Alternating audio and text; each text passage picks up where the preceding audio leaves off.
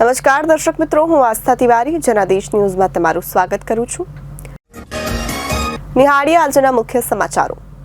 શરૂઆત સુરતના સમાચારથી કરીએ તો સુરતમાં છેતરપિંડી કરનાર ભેજાબાજની ધરપકડ કરાઈ છે। ભેજાબાજ જાવેદ પીરુભાઈ મુલતાનીની ધરપકડ કરવામાં આવી છે। સુરત ઇકોસર પોલીસ દ્વારા ધરપકડ કરવામાં આવી છે। બ્લોક ઓરા કંપનીમાં રોકાણ ન કરવાના નામે છેતરપિંડી કરી હતી। બ્લોક ઓરા કોઈન નામના રોકાણ કરાવી છેતરપિંડી કરી હતી।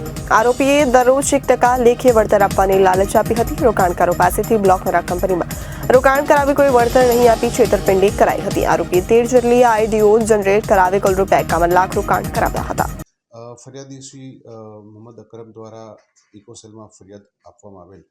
જે ફરિયાદની વિગત એવી છે કે ફરિયાદીને બ્લોક ઓરા કોઈન માં ઇન્વેસ્ટ કરવા માટેની વિશ્વાસ આપવામાં આવેલ અને એમાં તમને સારામાં સારું વળતર આપવામાં આવશે એ રીતના વેબસાઇટ ઉપરથી ઇન્વેસ્ટમેન્ટ કરાવી અને ફરિયાદી સાથે 51 લાખ રૂપિયાનું ચીટિંગ કરેલ છે। જે અનુસંધાને અમે 5 આરોપીઓ વિરુદ્ધમાં આઈપીસી કલમ 409, 420, 114 અને જીપીઆઈડી એક્ટ મુજબ ગુનો નોંધેલ છે। તપાસ હાલ ચાલુ છે। હવે આઈડીઓ બનાવી અને એમાં રકમ જે ફરિયાદીએ જણાવ્યું છે એ મુજબ 51 લાખ રૂપિયાની રકમ ટ્રાન્સફર કરવામાં આવેલ છે। વિશેષ આઈડીની અને અન્ય જે ઓનલાઈન બાબતેની જે ચીટિંગ કરવાની મેટર છે એ અનુસંધાને હાલ તપાસ ચાલુ છે। શક્ય છે કે કદાચ આંકડો આ વધી પણ શકે। ફરિયાદીને એને ત્યાં એ લોકો વિસ્તારમાં રહેતા હતા એનું સંધાને પણ એકબીજાના પરિચયથી અને મિત્રોની એડવાઇસથી પોતે આ બાબતે ઇન્વેસ્ટમેન્ટ કરવા માટેની એ લોકોને વિશ્વાસ આપવામાં આવેલો। અમદાવાદ શહેરમાં પૂર્વ વિસ્તારમાં રોજગાર મેળાનું આયોજન કરાયું। નરોડા વિધાનસભા આઈઆઈટી પાસે આયોજન કરવામાં આવ્યું। અમદાવાદ શહેરમાં રોજગાર મેળા અંગે સમયાંતરે ચર્ચાઓ થતી જ રહે છે, ત્યારે આજે તેનો અંત આવ્યો છે। ભાજપ સરકાર લાંબા સમયથી રોજગાર અને શિક્ષણથી જે વાતો કરતી હતી તે મુજબ આજે નરોડા વિધાનસભા મત વિસ્તારમાંની વાત કરીએ તો 18થી વધુ મલ્ટીનેશનલ કંપનીઓ છે। તેવી જ રીતે આ રોજગાર મેળામાં 25થી વધુ કંપનીઓએ લોકોને રોજગાર સર્ટિફિકેટ આપવામાં આવ્યા છે। है कि मोदी जी का जो विजन है 2047 का विकसित भारत का, उसमें ये जरूर से योगदान करेंगे, ऐसा मेरा विश्वास है। आज अगर मैं कहूँ तो कुछ समय पहले की ही बात है जब मैंने हमारे कैबिनेट मंत्री श्री लेबर एंड एम्प्लॉयमेंट सम्मानीय बलवंत सिंह राजपूत जी के पास ये प्रस्ताव रखा था। जरूरत है ना कि टॉप कैडर आकर हमारे जो बच्चे हैं उनका आमतौर पे अगर मैं आपको बताऊं पीडी भाई, इतनी सारी कंपनियां आज जो हमारे बीच में आई है, आमतौर पे मैं खुद इंटरव्यू देने भी जाऊं ना तो ये सारी कंपनियों में इंटरव्यू देते देते तो आप सबके 6 से अधिक महीने जो इंटरव्यू देते में व्यर्थ होते थे उसको हमने बचाने का आज ये प्रयास किया है। और इस कार्य में हमारा साथ देने के लिए जो आयोजक है, आज के जो श्रम रोजगार के अधिकारीगण हैं, उनका मैं दिल से धन्यवाद व्यक्त करना चाहूंगी।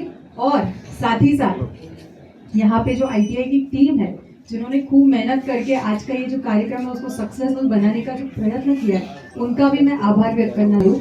Tata Motors, Maruti Suzuki, Divya Bhaskar, Axis bank, Motherson Sumi, Nestle India, जेटके, लूबी, डी मार्ट, डेंगी डम्स, जाइडस लाइफ साइंटिकम, ऐसी बड़ी बड़ी टॉप कैडर की कंपनियां। ये ऐसी वैसी कंपनियां नहीं है, यहाँ पे आपको प्लेसमेंट भी इतनी अच्छी ही मिलेगी।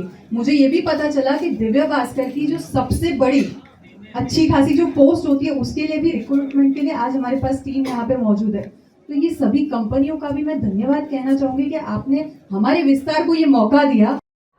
देखिए, सबसे पहले तो हमारे जो युवा धन है, आज हम देखें भारत का डेमोग्राफिक डिविडेंड, तो इसमें सबसे ज़्यादा मात्रा में हमारे पास आज युवान है। तो इतनी मात्रा में जब युवान है तो उनको अपॉर्चुनिटीज़ भी इतनी ही मात्रा में मिलनी चाहिए, ऐसा मैं मानती हूँ।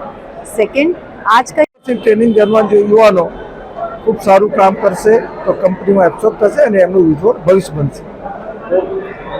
प्राप्त करने के लिए तो इस रोजगार मेले का उद्देश्य यही था। एक साथ 20 टॉप कैडर की कंपनियों को हमने यहाँ पे बुलाया। तो आमतौर पे अगर आप देखेंगे तो आप एक कंपनी में इंटरव्यू देने जाओ, उसके बाद दूसरे, तो ऐसे कर करके 2 से 6 महीने आपके बर्बाद होते हैं। तो बच्चों का समय बर्बाद ना हो इसलिए एक साथ एक समय पे इतनी सारी कंपनियों को हमने आमंत्रित किया और यहाँ पे रोजगार मेले का आयोजन करवाया। ઓલપાડમાંથી ઉભા ડાંગરનો પાક કાપી ચોરી કરાયો છે। ઓલપાડ કરંજ રોડ ઉપર આવેલું છે આ ખેતર, જ્યાં હાથીસા ગામના ખેડૂતો ડાંગરના પાકની વાવણી કરી રહ્યા છે। ખેતરની વચ્ચેના ભાગે કોઈ અજાણ્યા ચોર રેશમ ડાંગરનો ઉભો પાક કાપી ચોરી કરી ફરાર થયા છે। ડાંગરના પાકના ચોરી મામલે ખેડૂતો દ્વારા પોલીસ મથકે અરજી કરવાની તજવીજ હાથ ધરાઈ છે। ડાંગરના પાક ચોરી થતા ખેડૂતોને નુકસાન થયું છે। जी आपનું નામ? વિપુલભાઈ બળવંતભાઈ પટેલ। વિપુલભાઈ, શું ઘટના બની છે? આપ ખેડૂત છે, ડાંગરની ખેતી કરતા છે, શું ઘટના બની? મારા ખેતરમાંથી ભાત કાપીને લઈ ગયા છે ચોરી કરીને। તો શું લાગી રહ્યું છે? કેવી રીતે કાપીને કોણ લઈ ગયું લાગે? હવે દાંતી કાપીને લઈ ગયા છે, નીચેથી ઘસીને 70 જેટલા ઠુમરા છે। એમાં અડધી ગુણ જેટલું ભાત થાય છે। એમાં અમારો 500 રૂપિયાનો ભાવ ગણે તો 1500 રૂપિયાનું ભાત થાય। કાપી ગયું છે કોઈ ચોરી? હા, ચોરી કોઈ કાપી ગયું છે। ક્યારે ઘટના બની હતી? સાંજના 5 વાગે શનિવારે। આજે ક્યારે જોયું તમે? મેં શનિવારે જ જોયું છે, સાંજના 5 વાગે। કોઈ ફરિયાદ કરી છે આ મામલે? હા, ફરિયાદ મેં અરજી લખી છે પોલીસ સ્ટેશનમાં। તાપી જિલ્લા યુવા કોંગ્રેસ વતી મામલતદાર અને તાલુકા વિકાસ અધિકારીને આવેદનપત્ર આપવામાં આવ્યું। ઉચ્છલ તાલુકા પંચાયત ખાતે તલાટી કમ મંત્રી રાજેશભાઈ, તાલુકા ભાજપ પંચાયત સદસ્ય ચુનલાલ શિક્ષક સાથે ઉગ્ર બોલાચાલી થઈ તે બાબતે ઉચ્છલના ગામોએ આવતા તલાટી કમ મંત્રી હાજર રહી શકતા નથી અને હાલ પંચાયતમાં કેવાયસી રાશન કાર્ડ, કેવાયસી આવક જાતિના દાખલા કે અન્ય ઘણા કામો થતા નથી અને લોકોને ખૂબ જ મુશ્કેલી પડતી હોય છે, ત્યારે આવેદનપત્ર આપવામાં આવ્યું હતું। આજરોજ ઉચ્છલ ખાતે તાપી જિલ્લા યુવક કોંગ્રેસ સમિતિ દ્વારા ઉચ્છલ તાલુકા વિકાસ અધિકારી શ્રીને મગરાણ સીટના ભારતીય જનતા પાર્ટીના સભ્યો અને ચિતપુર નેજાના હેઠળના તલાટી વચ્ચે 2 દિવસ પહેલાં બોલાચાલી થઈ હતી। તે સંદર્ભે આજે તલાટીઓ સમયસર હાજર નથી રહેતા અને લોકો પોતાના કામ માટે અટવાય છે। આજે તાલુકામાં ભારતીય જનતા પાર્ટીના ચૂંટાયેલા સભ્યોના કામો ના થતા હોય તો સામાન્ય જનતાના કામો કેવી રીતે થશે, તે માટે અમે આવેદનપત્ર આપવા માટે આવ્યા હતા।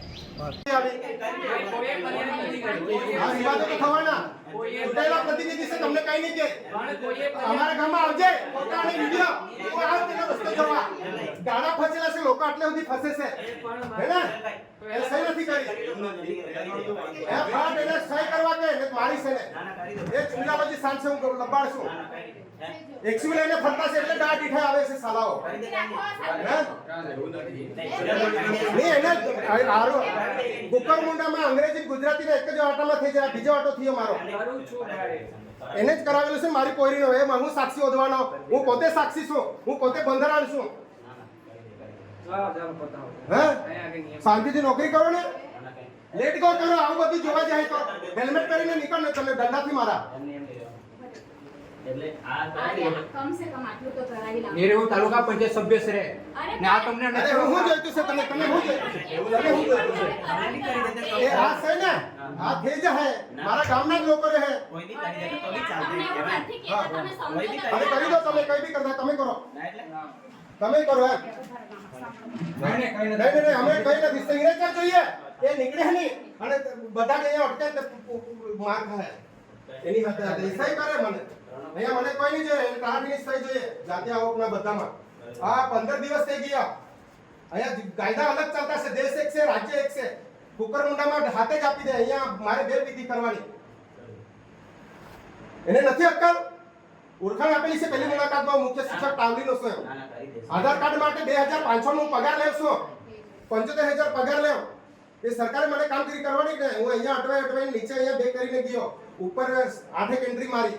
સ્વાતિબેન બધા ઓળખે હવાના છે અને તાલીમ બોલે ખાધું નથી અમને આજે અમને કાઢો નહીં છોડવા કીધું અમને મીટિંગ હતી કે નહીં બધાની એટલે હા અને અહીંયા હું આવું ને મારી એક્સયુવી ગાડી છે 1000 રૂપિયા ડીઝલ ભરે એ આપજો પછી વાળો અમને આ બધા કાયદા કેટલા આંકડા ખોટા જાય છે ઉપર ને કેટલા હાચે અમે છે ખબર શાંતિથી કર્યા કરો નોકરી કરતા છે તો એ બંધારણ કઈ કામમાં નથી આવતું એ તો આપણે બનાવેલું છે પછી આ લોકો એક્શન લે રે નહીં લે દાદા આના વગર પેલો કરે કે સહી નહીં કરે પણ અમારા વિરુદ્ધ કોઈ વાર આ લોકો પછી ચડી નહીં કરે અરે 20 વર્ષની નોકરી કર્યા છે તમને કઈ આપત્તિ આવે મને કહો અમારા તલાટી વિરુદ્ધ હમણાં છે મહિના આગળ બેફાયર થયેલી છે એટલે કે આવી રીતે જ કરતા હોય ને ના એવી રીતના એને નથી ખબર ભારતના નાગરિકોને સુવિધા આપવાની તલાટીએ અમુક હું માંગણી કરી આવેલો છું બિહાર સરકાર પર કે મને તલાટી ક્લાસ 1 જોઈએ એક માંગ છે મારી કંપની ખાતે કનેક્ટેડ છું, પ્રોજેક્ટ ભારત ચાલે છે મારું, અને એ ખર્ચા કરીને મારા ગજવામાંથી વિમાનમાં જાઉં છું રજા બચાવવા માટે કે ભાઈ કલાકથી મને ક્લાસ 1 જોઈએ. ત્રીજી સરકાર આવે ને ચંદ્રશેખર પ્રાણ આઈએસ છે બિહારના તો યુપીના, એની હાથની અનુસૂચિ 5-6 એ અમને નહીં શીખવો, આ પ્રજાની છે. કયો કાયદા પર એફઆઈઆર થાય, કયા પર નહીં થાય, કઈ ગુનો થયેલો હોય તો એફઆઈઆર થાય. એને એક ગ્રામ સભા આના માટે બનાવેલી છે, લોકો કે તે બનાવવાનું. એ સંસદ છે, જે જનતા ગ્રામ સભા હોય બોલો નીચે બેન હું સંસદ છું, એ નહીં ખબર તમને? એમએલએ ના દાવેદાર છે મારું કુટુંબ, એ કહી દે અને બનશે.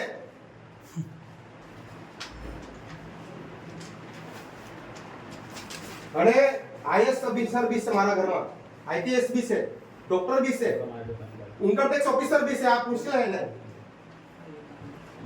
જે જાણતા હોય એને.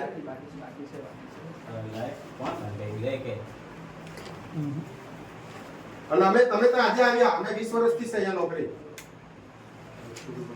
હા કે સ્ટેપલર મારી દેશે. જે કરો જનતા માટે, તમારો ચહેરો જો આ છે ને, જનતા માટે કામ કરો. જનતા માટે કામ કરો. એ હલકટ વ્યવહાર કરે છે. અમે છે ને, હું તને કે બેંગ્લોર મારે આજે આજ વર્ષની બિહારમાં એક ટ્રેન થયેલી છે, દિલ્હી ગયેલો, દિલ્હીથી ત્યાં વિમાનમાં, એ જનતા માટે નોલેજ લેવા માટે, સમાજનું કામ કરવા માટે. મારી એક્સયુ ગાડી પડે સમાજના જોડવા માટે. હું પોતે શિક્ષક છું, પોતે અહીંયા સ્કૂલો ચલાવું. સમાજ માટે કરતા છે એટલે બોલતા છે. ચુનાલભાઈ બી છે ને, સમાજ માટે પ્યાર છે, પ્રેમ છે, તમારા માટે બી, એટલે એ બોલે છે. જેને કઈ પડેલી નથી ને તે કઈ નહીં બોલશે તમને. ના ના ના, યા નાખન દે તલાકી રોકા હે તો એ સચિવ છે ગામનો, સરપંચ કરો ને, સરપંચ નિર્ણય નહીં લઈ શકતો. એ જે એના સભ્યો હોય તે એ તો હા ના જે ટીપ પાડેતા બધા નિયમો અમને ખબર છે. કરવા દે ને રેકોર્ડિંગ, કરવા દે રેકોર્ડિંગ. સત્તા તો પેલી છે ને, અમને પ્રમુખ વિગત અધૂરી એટલે કે ભાઈ સત્તા તો છે જ આપણા. કરો તમે બધું કરો. આજે બીજા રાજા છે, બીજી દી વખત અમે બી રાજા રહો નસીબમાં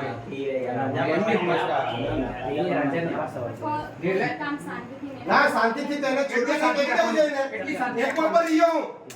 મારે ડિજિટલ ગુજરાતમાં શિષ્યવૃત્તિની એન્ટ્રી કરવાની છે. આજે અમને કાર્ટન નથી છોડવા દે ડિવિઝન કલેક્ટર. એ કામ કરે કે અહીંયા અને કોઈ મારી સુરત ભણે એકા તો જાણે એક્સીવી આવા જવાના 4000 જાય. આ બેનને બી કહેવાય તું બી છે આધાર કાર્ડમાં રાઈટ ચાલુ કરી દો ને.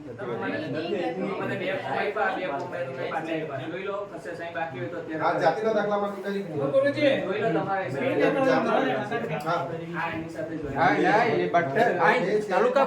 અમદાવાદ શહેરના પૂર્વ વિસ્તારની એક શાળામાં બાળકની માર મારવાની ઘટના બાદ એક શિક્ષકને સસ્પેન્ડ કરવામાં આવ્યો છે. મામલો અમદાવાદ પૂર્વની માધવ પબ્લિક સ્કૂલનો છે, જ્યાં શાળામાં લાગેલા સીસીટીવી પ્રકાશમાં આવ્યા છે, જેમાં સ્પષ્ટ દેખાઈ આવે છે કે 4 સપ્ટેમ્બર જ્યારે કે બાળકો શાળાએ પહોંચ્યા ત્યારે શિક્ષકે વર્ગમાં સીસીટીવી લગાવેલા હોવા છતાં બાળકોને મારવાનું શરૂ કર્યું. આ રૂમ સીસીટીવી ફૂટેજ વાયરલ થતા શાળાએ બાળકને માર મારનાર શિક્ષકને સસ્પેન્ડ કર્યો. પરંતુ મામલો ત્યાંથી અટક્યો નહીં, કારણ કે જેટલો ઝડપથી સીસીટીવી ફૂટેજ વાયરલ થયો તેટલો જ વિડીયો જિલ્લા શિક્ષણાધિકારી સુધી પહોંચ્યો. ડીઈઓ એટલે કે જિલ્લા શિક્ષણાધિકારી શાળા પાસેથી સંપૂર્ણ રિપોર્ટ મંગાવવામાં આવ્યો છે અને આગામી દિવસોમાં ડીઈઓએ જાતે જ આ મામલે તપાસ કરી શિક્ષક સામે કાર્યવાહી કરશે.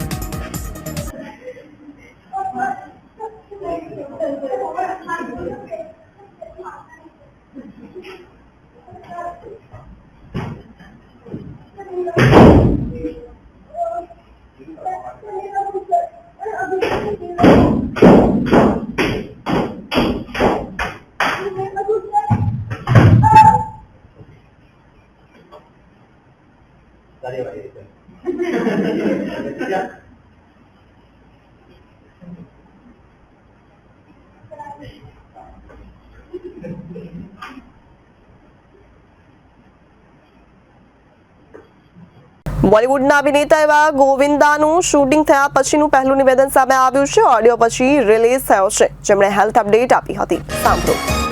नमस्कार, प्रणाम, मैं हूँ गोविंदा. आप सब लोगों के आशीर्वाद और माँ बाप का आशीर्वाद और गुरु की कृपा की वजह से वो गोली लगी थी पर वो निकाल दी गई है. मैं धन्यवाद देता हूँ यहाँ के डॉक्टर का, आदरणीय डॉक्टर अग्रवाल जी का, और आप सब लोगों की प्रार्थनाएं जो है, आप लोग का धन्यवाद। प्रणाम। नमस्कार, प्रणाम। मैं हूँ गोविंदा। आप सब लोगों के आशीर्वाद और माँ बाप का आशीर्वाद और गुरु की कृपा की वजह से गोली लगी थी, पर वो निकाल दी गई है। मैं धन्यवाद देता हूँ यहाँ के डॉक्टर का, आदरणीय डॉक्टर अग्रवाल जी का, और आप सब लोगों की प्रार्थनाएं जो है, आप लोग का धन्यवाद। प्रणाम। અરવિંદ કેજરીવાલની વાપસી સાથે દિલ્હીના તમામ પેન્ડિંગ કામો પણ જલ્દ પૂર્ણ થશે. આપના નેતા મનીષ સિસોદિયા શું બોલ્યા સાંભળો. आज अरविंद केजरीवाल जी के निर्देश पर मैंने और मंत्री सौरभ भारद्वाज जी ने पूर्वी दिल्ली की कुछ सड़कों का निरीक्षण किया है, उनका जायजा लिया है और देखा है कि कई सड़कें खराब हैं, कहीं कुछ काम हो रहा था, कोई पाइपलाइन डलनी थी तो 7-8 महीने से वो खुदी पड़ी है, कहीं गड्ढे हो गए हैं तो वो भरे नहीं गए हैं, पुरानी हो गई है सड़क। तो ये अब इसको ठीक किया जाएगा, इस सड़क को भी जल्दी ठीक किया जाएगा। जिस तरह से पूरी दिल्ली में बीजेपी वालों ने सड़कों की हालत खराब की है, दिल्ली के लोगों को परेशान करने के लिए उन्होंने इस तरह का माहौल बनाया, इस तरह के वो कि काम रुक गए, लोगों को परेशान करने के लिए काम रुके। लेकिन अब केजरीवाल जी आ गए हैं, अब ये काम भी होगा, ये सड़क भी जल्दी ठीक हो जाएगी और काम भी जल्दी जल्दी होंगे। आप सब जानते हैं कि किस तरह से झूठे मामले में अरविंद केजरीवाल जी को जेल में डाला गया। मकसद बीजेपी का यही था कि केजरीवाल जी जो तेजी से काम कराते हैं वो रोक दिए जाएं। ये सड़क भी उसी की एक मिसाल है कि केजरीवाल जी को अंदर डाला और ये काम रोक दिए। आज इस इलाके के लोग परेशान हैं, लेकिन अब केजरीवाल जी आ गए, उन्होंने मुख्यमंत्री आतिशी जी को कहा है कि दिल्ली की सारी सड़कों को ठीक कराएं। सारे मंत्रियों को कहा है कि वो युद्ध स्तर पर सड़क पे काम करें और सड़कों को ठीक कराने पे काम करें। आज सौरभ भारद्वाज जी पूर्वी दिल्ली में मेरे साथ में हैं। मुझे पूरी उम्मीद है कि अब केजरीवाल जी ने जब बीड़ा उठा लिया है तो दिल्ली की सड़कें ठीक हो जाएंगी। बीजेपी की बहुत कोशिश थी कि सड़कों के जरिए लोगों को परेशान किया जाए, केजरीवाल जी के काम रोके जाएं।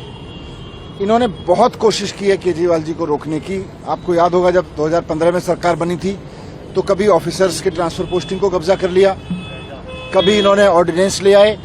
जब ऑनरेबल सुप्रीम कोर्ट ने कहा कि नहीं, दिल्ली के चुने हुए मुख्यमंत्री के पास पावर्स होंगी, तो ऑर्डिनेंस ले आए, फिर भी काम नहीं रुके, फिर भी केजरीवाल जी काम करते रहे।